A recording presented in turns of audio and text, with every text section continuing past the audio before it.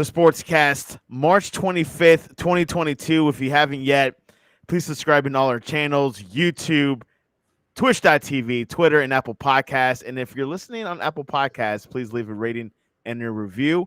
You could also listen to us on your smart speaker. Also visit us on thesportscast.net or on our app, The Sportscast for iOS. Last night, huge draw by the U.S. soccer team tying Mexico 1-1. No, 0-0. Sorry, 0-0. There were a couple goal chances last night. Late for the East Coasters, for the West, normal time. But we're feeling a little bit better. But, of course, the big game this weekend against a rival that eliminated us last couple years ago. So, anyways, join us today, Asa Smith. He is from the Touchdown. Touchlines. He'll introduce the podcast. Asa, welcome to the Sportscast. Thanks for having me. Yeah, so we're over at the Touchlines and Touchdowns podcast. We talk football, we talk soccer. Obviously, during World Cup qualifiers, we are all soccer all the time. But yeah, we do it all. And last night was it was a thing. It happened, and it was a positive result as far as I'm concerned. Yes, and before we get into it, I met you or heard of you because you get on these Twitter spaces with Hexy Lawless almost every week. It feels like he's your favorite speaker, isn't it? Yeah, so I started doing that because I mean, working from home, you're like, all right, whatever. And requested a couple times, got brought up a couple times, and it became sort of almost like a joke that I go first in the Twitter space. So if you join the Twitter spaces early with Alexi Lawless, I am like, if I'm there, he picks me first. So I appreciate. I think it's because we're both from Michigan. Yeah, and with Lexi, do you guys get along? I mean, like, you guys agree with 100% of like all the points, or you guys differ a lot? So he is a little bit more romantic and defensive of the U.S. men's national team as a program and as a culture. Obviously he played for it, so it's much more his to defend than it is mine. I never played for the U.S. men's national team. So I think that like he has a sort of a reflexive defensiveness of the team. Not to say that anything he says is wrong. I mean, he's a realistic guy. He's not a slappy. And I every interaction I've had with him has been respectful. But no, I don't agree with everything that he says. If I agree with everything that somebody says, I immediately go back and check my priors. Because if I'm agreeing with everything somebody says, that means I'm not thinking. Like, I don't even agree with my mom with everything she says. So tell us, how did you get into the beautiful game? So it's a weird thing. It happened sort of in a couple stages. Growing up, I did not like soccer. I grew up as sort of like in the fall you play football, in the winter you play basketball, in the spring you play baseball. In the spring and summer you play baseball. And never really liked soccer at all. And then I was doing radio for my local high school, and they needed someone to do a soccer game. And I was like our high school soccer game, they need someone to do it. And I was like, yeah, sure, whatever. It's sports. Like, I can figure it out. And as I was watching this game, I realized that the movement was basketball. Like it was free flowing. It was pulling people out of positions and filling space, pass and move, all these things. And I like something in my brain clicked. And then in the it must have been the 2009 Gold Cup. I watched every game and I was hooked. Were you able to watch the Confederations Cup back in 2009? Yeah, I'm sure I did. For me, the Gold Cup was, or maybe it was the 2011 Gold Cup.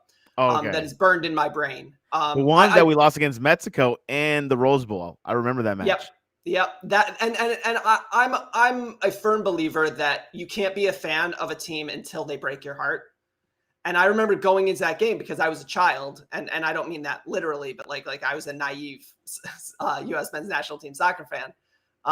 And I remember thinking, like, it's a home game in the Rose Bowl. What more could you want? It was not a home game in the Rose Bowl.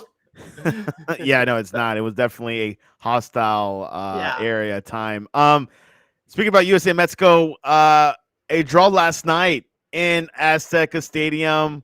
We didn't have our A team. Well, we did have an A team last night, but there was a few missing pieces.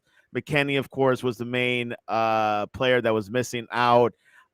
We had a few chances. Pulisic almost had that touch, and almost near halftime didn't happen. What were your thoughts over last night's match?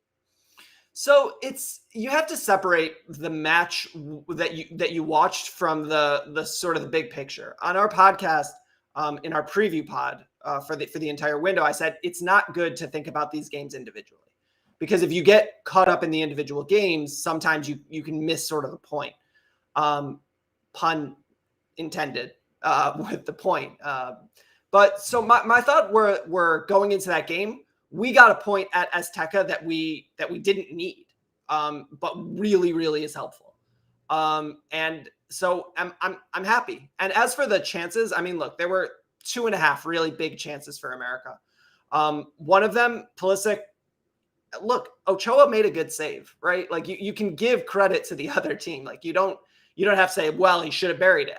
I mean, if you look at the XG on that, which I don't always subscribe to, watch the games, but the XG on that shot was less than 0.5, which means that over the whole history of these XG inputs, less than half the time that goes down. So, okay, fine. Like, look, it was a good play. And the most interesting part about that wasn't the shot.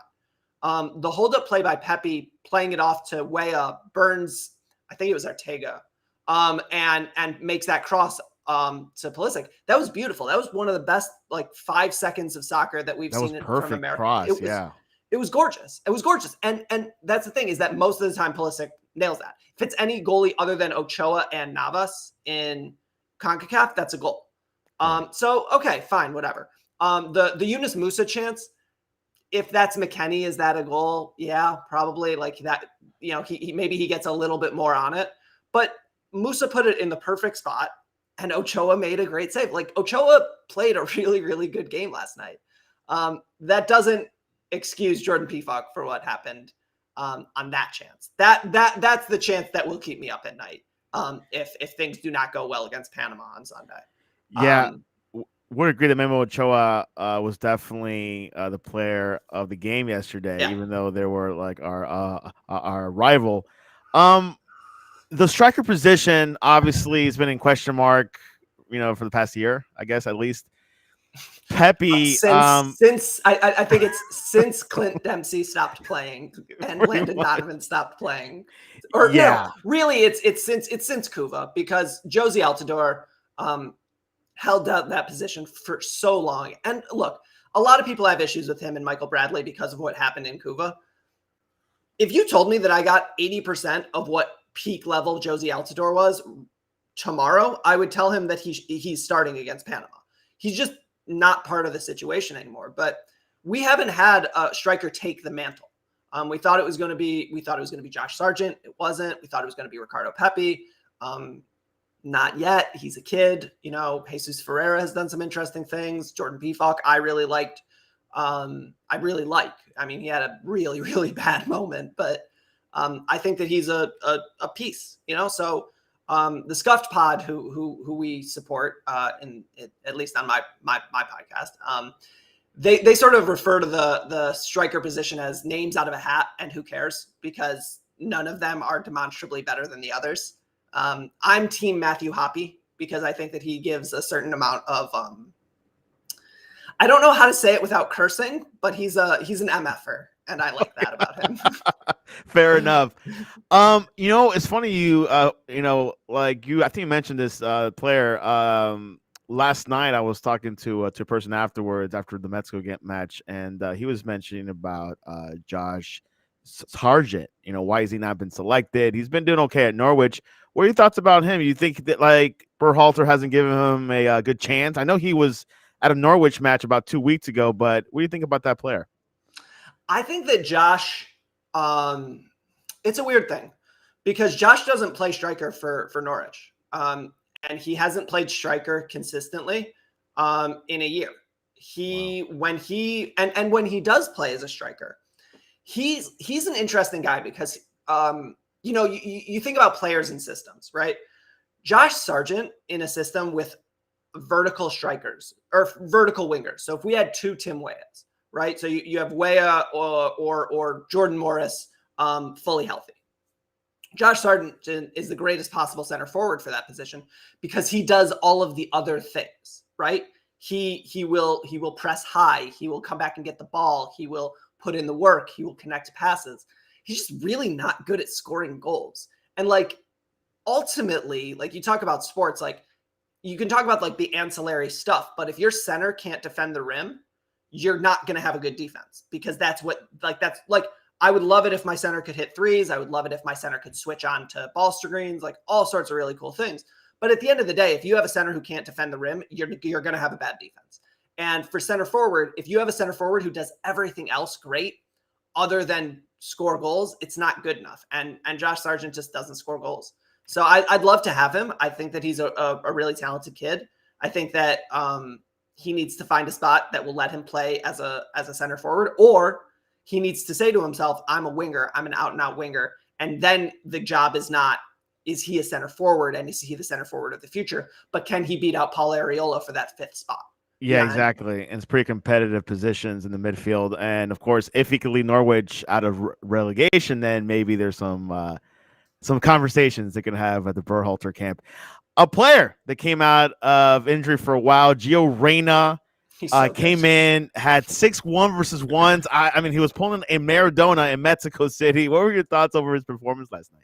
So, I mean, first, the kid's a freak. Like, there's nothing else to say about it. Like, he is. The thing I love about him, I'm going to talk about Gio. I'm going to wax poetic about Gio Reyna for a second, if you'll allow me. The kid is like the perfect player for my purposes. He has swagger. He is angry.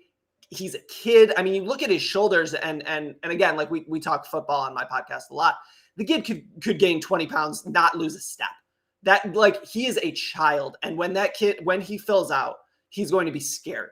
But you see it like yesterday, right? Like he's able to do things that we have one other guy who can do. And the difference is that other guy is 5'6" and 130 pounds. Gio is 6'1" and he's about to be 190. Like it's just and I know like Americans get this stereotype that we're like obsessed with size and speed.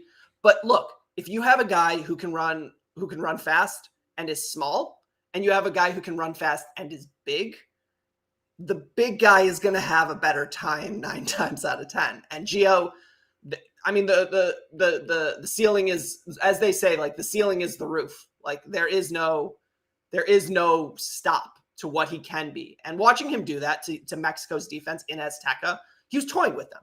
Nobody was running with him, which was sort of annoying, but he was toying with them.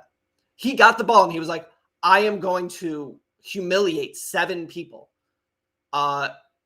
just because I can. And on that run that he made just before the PFOC miss, like if you watch the replay, he looks back and he like points. Like he knew it was where it was and he knew it was going to happen. So he's not just like a physical freak. He's not just like athletic as all get out, which he is. He understands the game at a level already that is just so impressive. I don't love him as a winger. I think that he's being played out of position in a Berhalter system that doesn't really fit him. If we ever either under Berhalter or whoever takes over after, because Gio Reyna is going to be with this national team longer than Greg Berhalter is. Yeah, very long term. Yeah, for sure. Yeah, if we can run a 4-2-3-1 with Gio Reyna centrally, I think that nobody in Concacaf will be able to deal with that. I mean, this squad is like 2 World Cups, for 8 years, this team could be together. The Mexican squad, a lot of people like have been talking about this for a while. This is the weakest Mexican squad we've seen in a while. Yeah.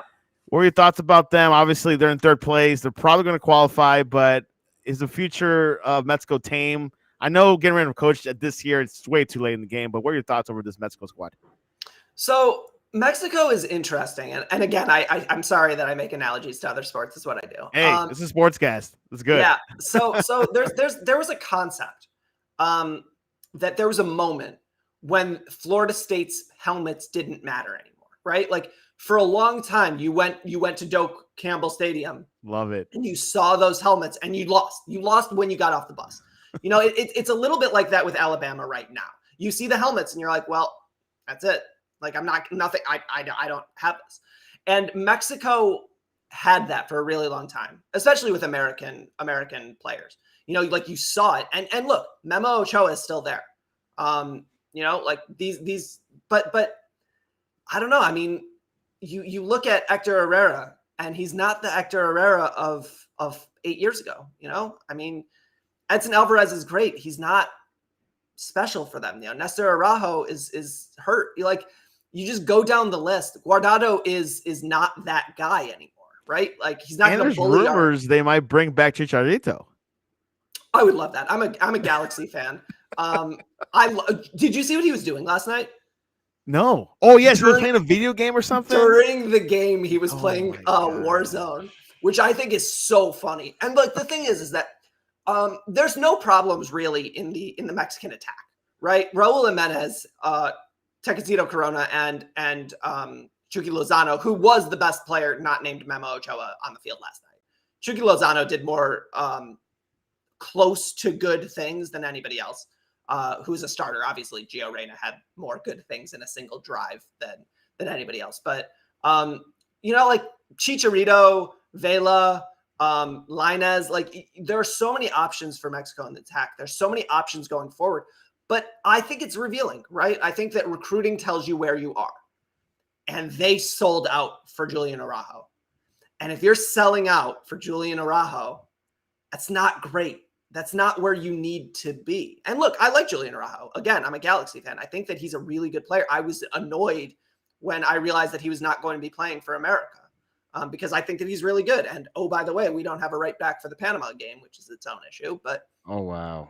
Because DeAndre Yedlin is on yellow card accumulation and Reggie Cannon has COVID and Serginho Dest is hurt and Joe Scally isn't here. And suddenly you're on your seventh right back, which is, I mean, I think it's going to be Shaq Moore. But the point is that if you're recruiting hard for Julian Araujo and Efra Alvarez, you're not in great shape.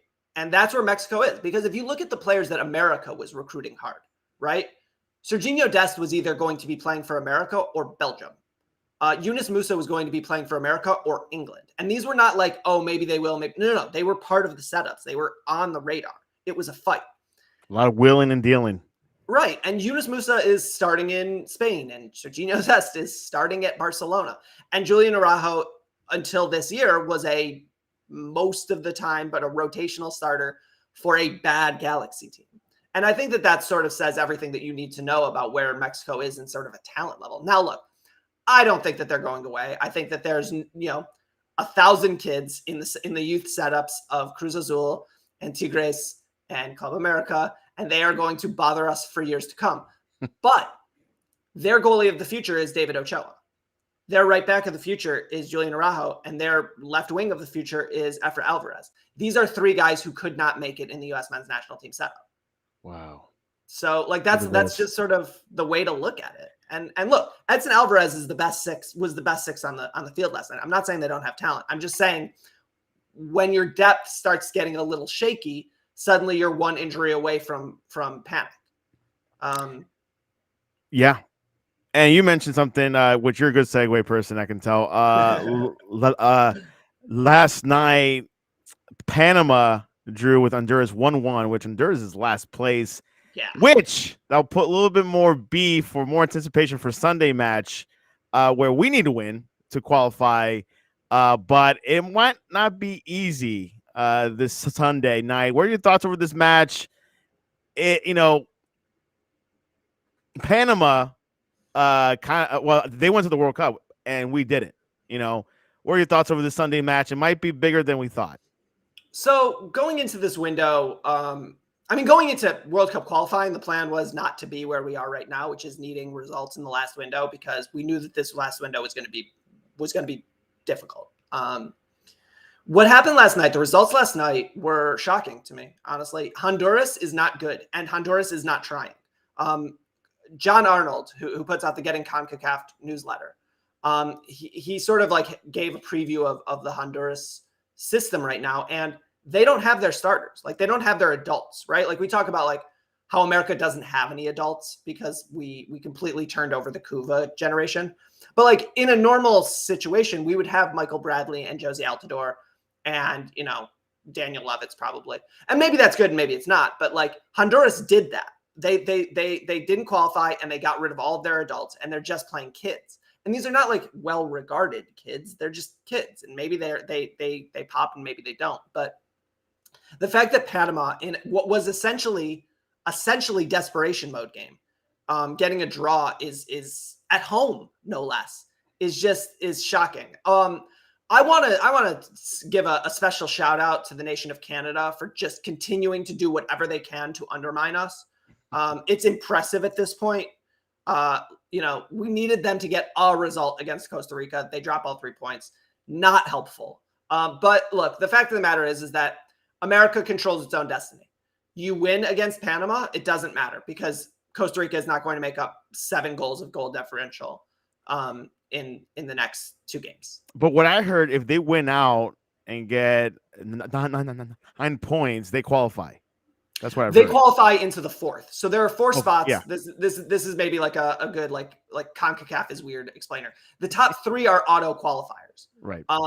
The 4th spot plays in a one-off play-in game against what will certainly be New Zealand. So when we talk about qualifying to the World Cup and what America needs to do or doesn't need to do, America, in order to auto qualify, needs to beat, doesn't even need to beat Panama. Beating Panama means they auto qualify and they don't have to go play a play-in game. If they draw both Panama and Costa Rica, they are assured of 4th, which means that they would get that play-in game, or they could be 3rd, 2nd, you know, not 1st. So the thing here is that you have a game at home to assure yourself not needing to do anything at Costa Rica. And I do not want to do anything at Costa Rica because we do not do well in Costa Rica. That's not been a good place for us. Yeah. We never have. Like there, you know, throughout qualifying, there's always this like CONCACAF away, CONCACAF away. It's not CONCACAF away. It's Mexico and Costa Rica away. Yeah. We don't do well there. We have never won a competitive game in Azteca, but we've gotten draws, including last night. We have never gotten a competitive point in San Jose. So needing to do something in that last game is not a great idea. So I think my thoughts on Panama are go out and win. You're at home. You've played well at home.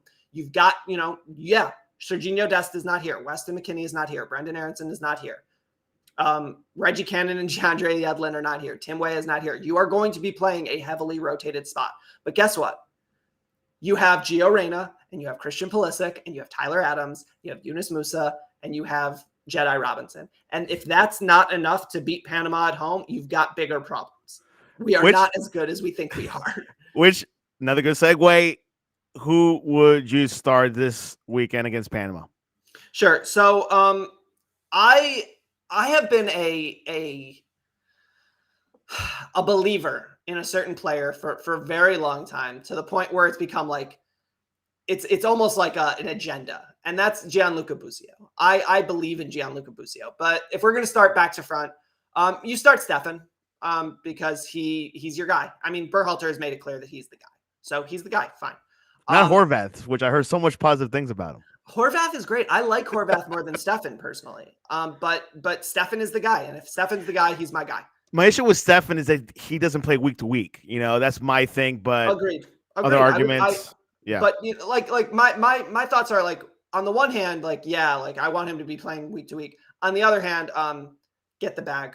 You know, I'm never gonna tell somebody not to take money, and he's making a lot of money. Yeah, and like one big positive, he's a good passer versus the other keepers. So yeah, Horvath and Turner are not as great. And there's a thing with Stefan where Stefan might be on a timeline because Gaga Slonina is coming. Kid is the truth. But anyways, we're talking about this weekend, not 2026. That's not a bad thing, by the way, having players up in the rank. Absolutely. So I think Jedi is playing left back. He's not going to come off because he doesn't. Your center backs, I think that Greg really trusts Miles and Walker at this point, and that's fine. Zimmerman. Everyone's saying he should go to Europe. It's too late. He's an what? MLS lifer. And Yeah, the he's thing like is 29, right? Yeah. he's 26. Oh wow. Yeah, I know. Like our sense of how old everybody is in America is just so messed up because like it's a weird thing because we all think of Reggie Cannon as like this elder statesman, and he's 22. You know, like Christian Pulisic, he's a veteran. He's 23. Like none of these guys are old because we lost a generation. So Walker Zimmerman, I mean, look, I don't think that he would really benefit from playing in Europe because he's not fast. So he's going to get exposed. So like he might as well just like play it out in MLS. He can do the job in CONCACAF. And if he is starting in the World Cup, it means that Chris Richards is still hurt. And that's a problem. Again, so you don't think he has solidified the starting position? You think he still needs to earn it? I think everybody needs to earn it. Compete to play, compete to stay. I don't think that anybody is a locked-in starter, including Christian. The only guy who I sort of blindly start without even questioning it is Weston McKennie, because he does so much that regardless of who else is on the field, he's going to be a positive. Right. And honestly, Jedi Robinson, because there is no other option at left back, for better or worse. So we had that problem 10 years ago. I remember. This has been a problem my entire life. Jurgen Klinsmann has my favorite quote of all time. When someone asked him about left back depth, he said, "I can teach anybody to play left back. I don't care about left back depth." And like 10 years later, we're still dealing with it.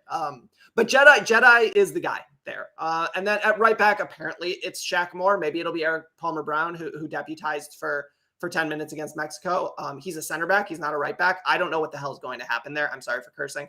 It is a problem. Joe Scally should be here is really all I'm going to say about that. So I think you go with that 4. Tyler Adams is going to play, and he's going to play until he gets a yellow card, and then he's going to play some more. He's the guy there.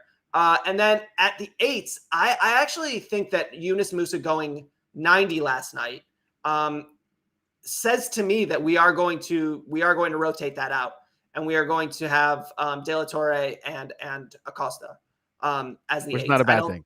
Not a bad thing. But I would love Busio over Acosta, because I think Busio in this type of game would pick them apart. Up top, you're going to go Christian Reyna. And if not Reyna, it'll be Areola, and the theory being that Reyna can't go 90. And I don't know. I mean, he's coming off of an injury. He hasn't played much. He looked good for 30 last night, but I don't know that you can start him 90. And then up top, I don't know, pick a name out of a hat. Ferreira, FIFA, Happy. Like, I don't care. Doesn't really matter. Yeah, it's interesting. Now, okay, how would you approach this game? Go offensive, blitzkrieg, or play defense, wait, and then go counterattack? You go pedal to the metal. You end this thing in the first half. Right. You end this thing like if I'm Greg, what I'm saying is I'm saying to my guys, I'm saying, look, we have 5 subs. Get up 3-0 in the first half, and everybody here who didn't start, who started in Mexico, you get to come off at 55 minutes and you get to put your feet up. Earn the rest. But you got to put this away. You got to put your foot on Panama's neck early. And so like I don't want to wait this game out. I don't want to see what happens. I think Panama is going to bunker. And I think that if I'm America, I want it right at them. And I'm not talking about like right at them stylistically. I'm saying I want the fight to be in their box. I want to encroach space. I want this to be uncomfortable, and I want our fans, such as it is in Orlando, I want it to be an uncomfortable experience for Panama to the point where make it hostile environment, Kansas City Chiefs style. Exactly. I don't think we have time, but my big desire for American soccer is that we simply play important games on bye weeks of college football season. So for example, when LSU has a bye week, you play in the swamp, in Death Valley, you tell all those students, hey, do it for America. And it would be the scariest place in CONCACAF, Azteca included, because there's something horrifying about 100,000 drunk Southerners. That's true. Like, it's hostile unique environment in the SEC for sure. Now, should we have a national stadium? I would like one, but I don't really want to. What I think we should do is I think we should stop playing in MLS stadiums. I think that's not the thing. As much as USSF wants to encourage soccer specific. I want our games in Death Valley. I want our games in the swamp. I want our games in Lane Stadium in Virginia. I want our games in Spartan Stadium in Michigan I'm not State, or opposed to the that. Big House. That'd Because be if good. you think about, or Autzen. Actually, if we have a national stadium, I want it to be Autzen Stadium in Oregon, because it is a construction that I don't know if it was intentional or not, but the way that it's built, it funnels sound. So Adrian Peterson, there's a very famous story of Adrian Peterson walking out at Autzen Stadium, and someone saw him and he was punching the side of his helmet. And they're like, "What are you doing?" And he was like, "My ears hurt. I'm trying to make them go numb because it was so loud on the field." And I think if we can get, and look, Portland is one of the soccer centers of America. So I think that if we were to have a national stadium, I want it to be in Autzen Stadium in Eugene, Oregon. But I like just traveling, like I don't have to worry about snow in Oregon as much as playing in Minnesota, for example. Right. We shouldn't play in Minnesota outside. I don't know. U.S. soccer. I thought they got these venues down to a T. They still messing up, like playing Costa Rica and New York. It's not a good venue. Okay. So leading into predictions, what is your prediction for this weekend? USA. 3-1. Yeah. 3-1. 3-1. I think that it's 1-1 midway through the first, and we all freak out on Twitter, and then we put it away early in the second half. I don't think Panama has the horses, and to be honest, I think that they can look at the table just as well as we can and know that they're not in great shape. They need some help. So I think that America. Look, Cuba wasn't that long ago, and there are a lot of people in that camp who were there. And so I think 3-1. I think that we're going to open it up a little bit. I think that the only reason I say that we're going to give up a goal, because we don't normally give up goals. We're a very stout defensive team. Yeah, which is something not talked about much. Yeah, people forget that. Like, Greg Berhalter is bad at offense because it's increasingly a theory of mine. He's just a very defensive coach. If you look at his entire career, his teams have always been very, very good defensively. I think that and it's like people talk about there's a lot of back passing or side passing. There's not a lot of direct play. And I think it's because it's do not break your shape. Do not put us in a situation where we can get countered. And we don't. Like Mexico had some stuff down the right side because Jedi gets north-south, but we don't get countered through the middle almost ever. And that's where bad things happen. Yeah. Back to Berhalter, I think he'll get another he'll coach till the 26 World Cup. I mean, obviously it really depends on like the World Cup, how he does. I mean, if he makes it to the quarterfinals, I think it's an easy re-sign contract there. So I subscribe to the Larry Bird theory of coaching, which is that a coach should never coach the same players for more than 3 years. So you can do it in college. But the Larry Bird said that. He said nobody's going to listen to you for 3 years. Like, they just tune out your voice. Which also same in soccer. Like, a lot of talking journalists say that more than one cycle is bad. You see some type of curse. It happens to several coaches, Maldini and Paraguay, things like that. But then there's some positive ones as well. Like, Uruguay, it might be the exception. That guy has been there for like 18 years. Yeah. But yeah, it's a big argument. But you might be right. But then again, I guess JC March might be a good candidate. There's a lot of interesting ideas. What I'll say about Greg Berhalter is I think that he is a competent coach for Concacaf. I think that he is fundamentally not aligned with this team.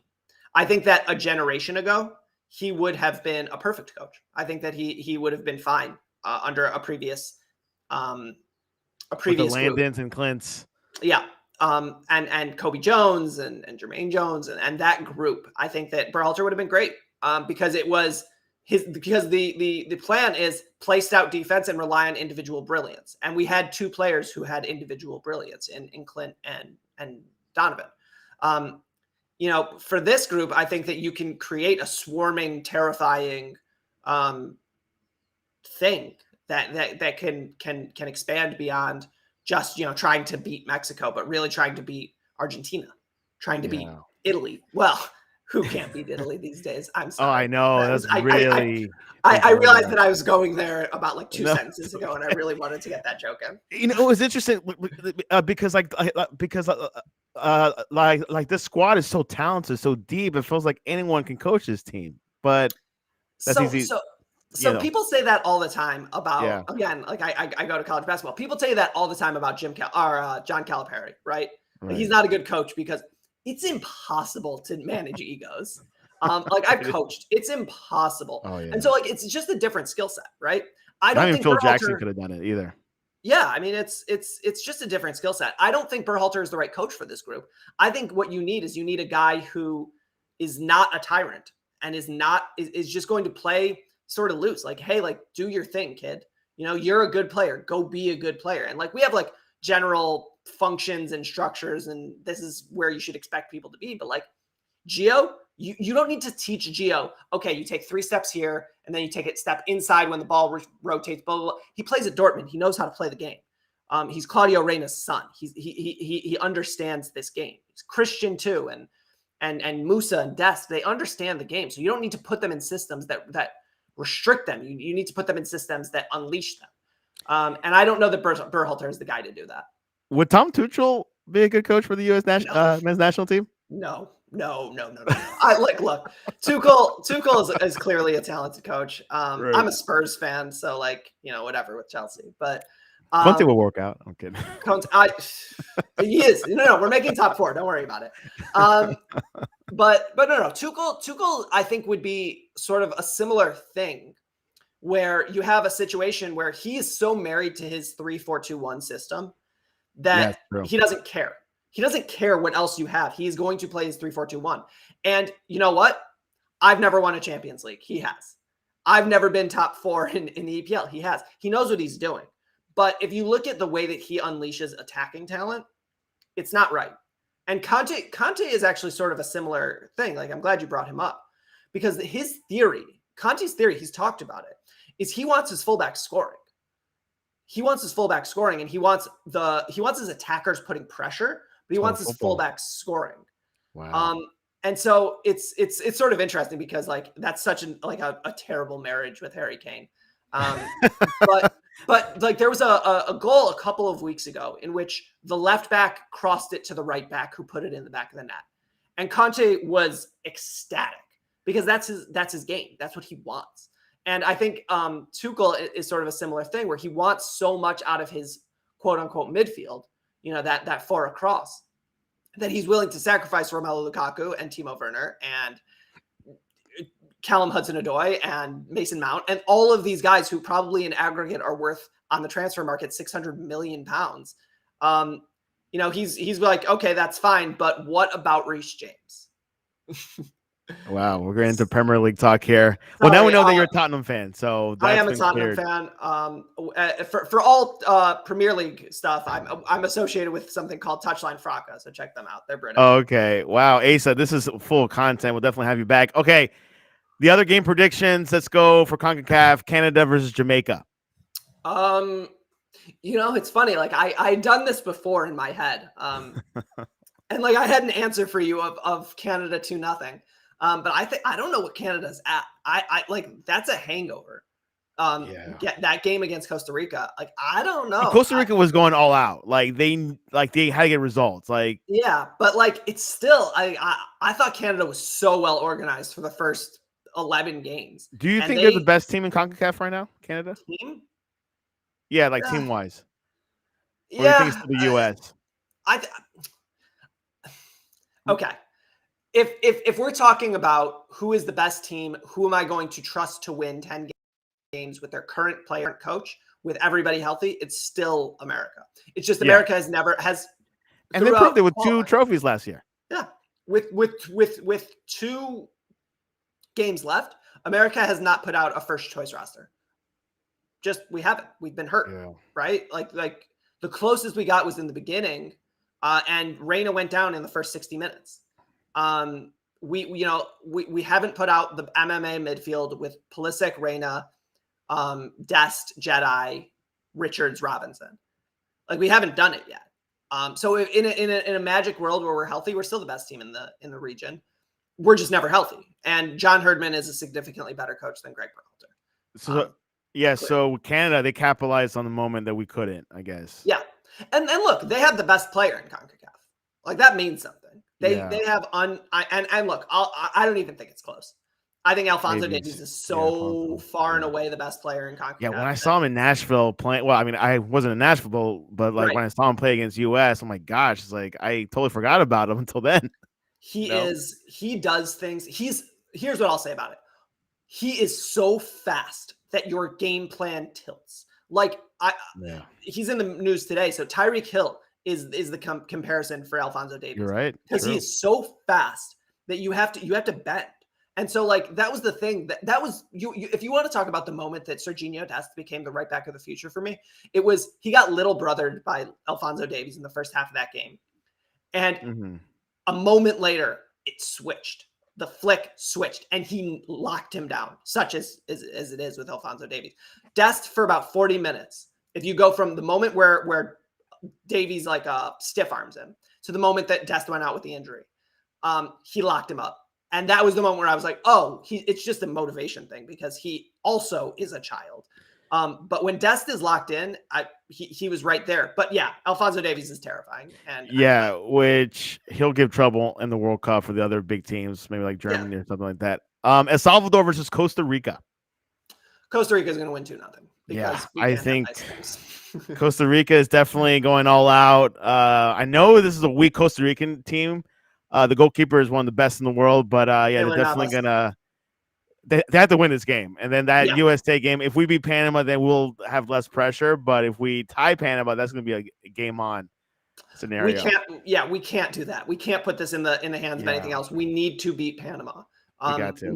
Not because like it's like, oh, we need to beat them or we won't qualify. It's we need to beat Panama so that our trip to San Jose is a vacation. Exactly. I don't want that game to be stressful. So I think Costa Rica 2-0. Honduras versus Mexico.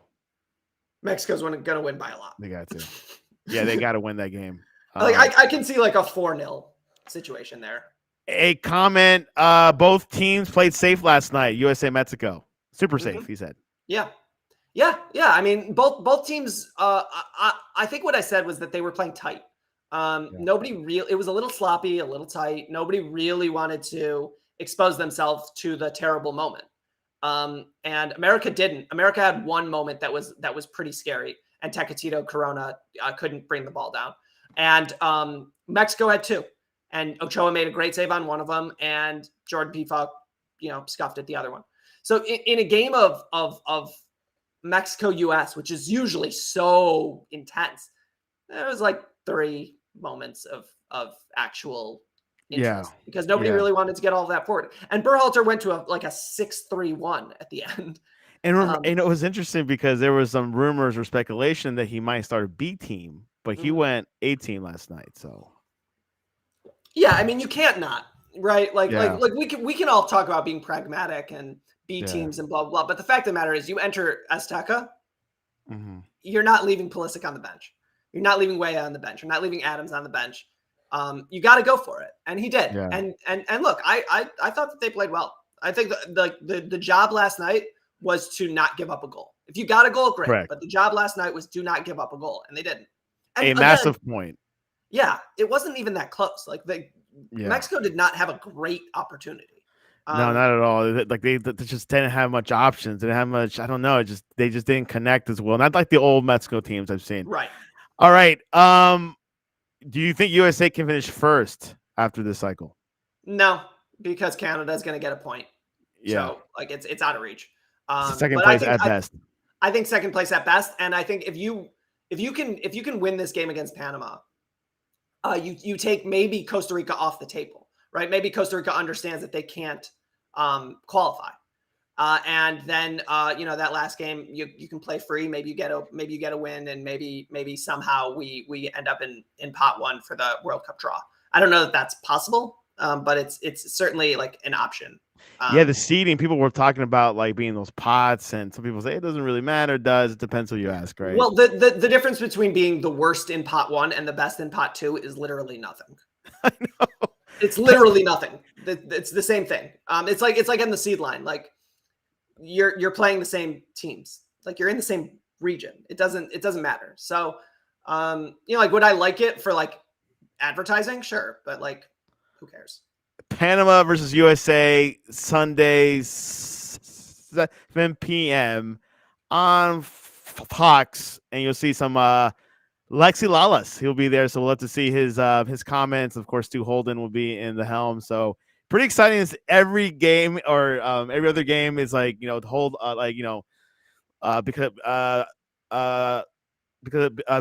because last night was Paramount Plus. Now it's Fox on Sunday. I think on Wednesday against Costa Rica it might be ESPN. I guess maybe I don't remember. If I remember correctly, it will be on Paramount Plus, and I'm going to be watching it on Universo because it's free.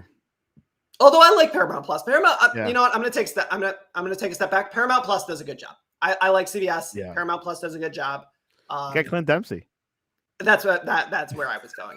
If you give Clint Dempsey money, you have my affection because I love Clint Dempsey. There you have it. And who do you think will win the Premier League, Liverpool or Man City? Man City, because Pep Guardiola. I'm a Liverpool fan, by the way. Well, you are responsible for one of the worst soccer matches of my life. So thank you. Which one? Champions League final. Oh yeah. That was with Tottenham. It was really boring. Yeah. Oh my gosh, I remember that. It was a second minute penalty on Musa Sissoko, which was bogus. Anyways. So you go to Man City. Champions League, who do you think will finish on top? So I actually think that we will have a situation in the Champions League where no, I'm just kidding. It's going to be. Can Chelsea beat Madrid? Yeah. So Eden Hazard is hurt. That came out today. And Gareth Bale very clearly does not care about his club. So he played for Wales and scored out of nowhere. It's Wales. I'll tell you, he is my favorite picture in the history of sports, which is him with a flag that says Wales, Golf, Madrid in that order. And it is so funny because it upset the entirety of the nation of Spain. But I think Madrid are a paper tiger. I don't think that they're very good. I think Benzema is good. Look, they've got good players, but at the end of the day, if Luka Modric doesn't bail them out, they're not special in the midfield. Yeah, right. And Chelsea, with Conte and Jorginho, they're a problem. So do I think that Madrid could win? Yeah, sure. Do I think that they will? No. It'd be quite interesting what happens. Anyways, this weekend, a lot going on with games, qualifiers, and everything else. Asa, what is the best way to reach you online? So the best way to reach me online is at TLS_N_TDS. That's like the entire podcast account, but it's usually me. You can find me in real life at Gaslight Anthem shows because they're back. I don't know if anybody knows who the Gaslight Anthem is. They're a band. They were on hiatus for like 10 years. They're back. Really stoked. So check them out. I don't know them, but they're good folks. I think. But yeah, so we're also on YouTube, Touchlines and Touchdowns. We had a great interview with Christopher Marks about Otto Rehagel, the manager of the Greek team in 2004. We had that yesterday. So that's up on the channel. We have American football. Probably listen to that one because he's Greek. Yeah. We talked about it yesterday. He also interviewed Christopher Marks. We also on the YouTube channel we have what we call American football for Brits, for British people. But it's just sort of schematic explainers. So if you watch football but you don't really understand why people run up the middle or what the plan is when you run up the middle, we explain it. So you can check those out. The sport is growing in the UK. The NFL. Yeah. So it's a funny thing because I actually can't stand NFL football. You don't? You're more of a college football guy. I'm a college guy because I like schematic weirdness, and college has a lot of schematic weirdness. But of course I watch NFL because I'm American, and what else are you going to do on Sunday? Yeah. Come on now. So we'll have podcast reactions after each of the games. We release every Monday and Thursday at midnight Eastern. That's about that. I don't talk about basketball on my podcast because I can't be trusted, but we talk about most other things. There, there you have it. Oh, before we go, Jesse March at Leeds, will he keep them safe and out of Yes. out of relegation zone? Yes. Yeah. Yeah. I think they believe in him. I think like that last minute goal showed me a lot. Last weekend. I think that they believe in him, and I'm happy for him. I think that he got sort of a rough deal at Leipzig. The guys didn't really I want thought to he was play going to be there forever, eternity. It just it doesn't work out sometimes. But I think Leeds is a great spot for him because he is in his way a Bielsa disciple, and so it's just a good cultural, good schematic fit. Coach Ted Lasso in Leeds. Let's see what happens. You can reach us at thesportscast.net, our website, or the Sportscast1 on Twitter and Instagram. We'll be following college football. Asa has St. Peter's beating Purdue, don't you? Yeah, screw it. Yeah. Purdue's terrible. Purdue never does anything. They never make Final Fours. They choke constantly. Matt Painter is the most overrated coach in college basketball. They are the most talented team year in, year out. They have a giant at center every year. And I'm not saying that like, oh, he's a giant. No, like a 7'4" guy. This is why I can't talk basketball. I think that Purdue will lose. I picked Purdue to win the whole thing. I'm not sure why I did that. I just went on the limb because college basketball could be surprising. I pick Michigan State every year because my theory is that if they win, I'm happy. And if they lose, I don't have to pay attention anymore. Well, of course I do, but that's my theory. Hey, Ace is my stipe. He knows almost every sport you could think of, except NFL. But hey, it's okay. NFL's not perfect. I know NFL. I just don't like it. It's like the cousin that you have that like comes over after church or mosque or synagogue on Sundays, and they're like, I don't like you, but I know everything about your life, and we talk all the time, and we're actually very close, but I hate you. I'm a Lions fan. I don't know if that's become obvious yet, but I have a hatred relationship with the NFL. Yeah, which will be quite interesting how the World Cup and the NFL will collide in this November, December. It'd be interesting how that will work out, especially in the sports bars. Yeah, that's gonna be a big problem if I go to a bar and they're like, we've got a Broncos Raiders game on, and I'm like, I don't care about the third and fourth best teams in the AFC West. Show me a good game. Exactly. Well, Asa Smith, thanks for coming on to the Sportscast, and this was your update.